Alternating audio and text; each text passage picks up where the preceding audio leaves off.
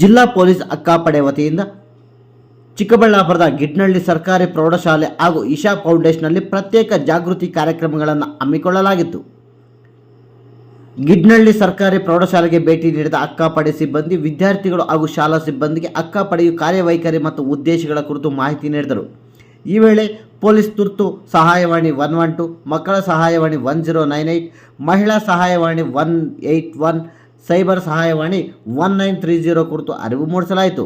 ಇದರೊಂದಿಗೆ ಸೈಬರ್ ಅಪರಾಧಗಳು, ಮಾದಕ ವಸ್ತುಗಳ ದುಷ್ಪರಿಣಾಮಗಳು, ಅತಿಯಾದ ಮೊಬೈಲ್ ಬಳಕೆಯಿಂದ ಉಂಟಾಗುವ ಸಮಸ್ಯೆಗಳು, ಬಾಲಕಾರ್ಮಿಕ ನಿಷೇಧ ಕಾಯ್ದೆ, ಬಾಲ್ಯ ವಿವಾಹ ನಿಷೇಧ ಕಾಯ್ದೆ, ಪೋಕ್ಸೋ ಕಾಯ್ದೆ, ಭಿಕ್ಷಾಟನೆ ತಡೆ, ಸೇಫ್ ಟಚ್, ಅನ್ಸೇಫ್ ಟಚ್, ನೈತಿಕ ಮೌಲ್ಯಗಳು ಹಾಗೂ ವಿವಿಧ ಕಾನೂನುಗಳ ಬಗ್ಗೆ ವಿದ್ಯಾರ್ಥಿಗಳಿಗೆ ಮಾಹಿತಿ ನೀಡಿ ಜಾಗೃತಿ ಮೂಡಿಸಲಾಯಿತು.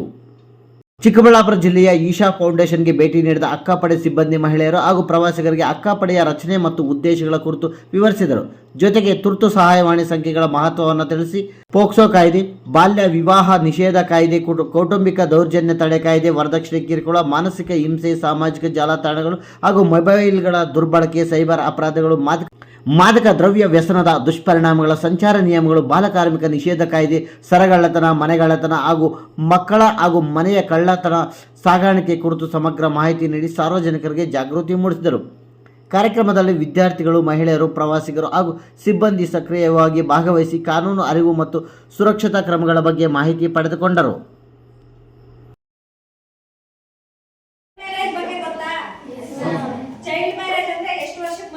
ಹೆಣ್ಮಕ್ಳು 18 ವರ್ಷ ಇದ್ರೆ ಸಾಕ, 18 ವರ್ಷ ಕಂಪ್ಲೀಟ್ ಆಗಿರ್ಬೇಕು. ಗಂಡ್ಮಕ್ಳಿಗೆ 21 ವರ್ಷ ಕಂಪ್ಲೀಟ್ ಆಗಿರ್ಬೇಕು, ಹೌದಲ್ವಾ?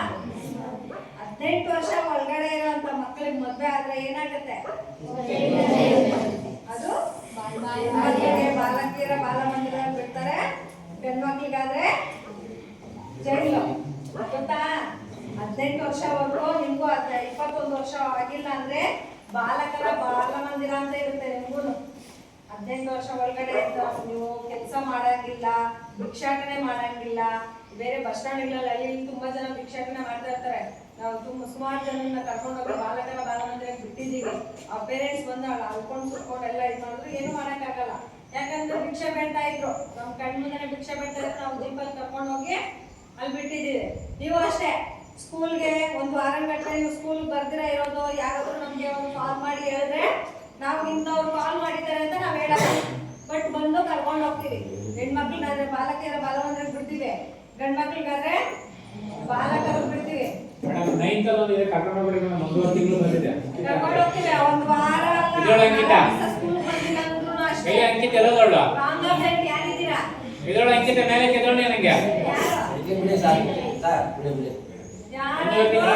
ನಿಮ್ಗೆ ಆತರ ಸಮಸ್ಯೆ ಇದ್ರೆ ನಮ್ಗೆ ಈ ತರ ಸಮಸ್ಯೆ ಇದೆ ಅಂತ ಹೇಳಿ, ಇಲ್ಲ ನಿಮ್ಮ ಮನೇಲಿ ನಿಮ್ಗೆ ಓದ್ಸಕ್ ಆಗ್ತಾ ಇಲ್ವಾ, ಇಲ್ಲ ನಮ್ಮ ಮನೇಲಿ ಕಳಿಸ್ತಾ ಇಲ್ಲ ಅಂತ ಹೇಳಿ ನಮ್ಗೆ ಹೇಳಿ. ನಮ್ದೇ ಒಂದು ಹಾಸ್ಟೆಲ್ ಇದೆ, ಅಲ್ಲೇ ಎಜುಕೇಶನ್ ಇದೆ, ಹಾಸ್ಟೆಲ್ ಇದೆ, ಅಲ್ಲೇ ಓದಿಸ್ಬೋದು. ಆಯ್ತಾ? ನಿಮ್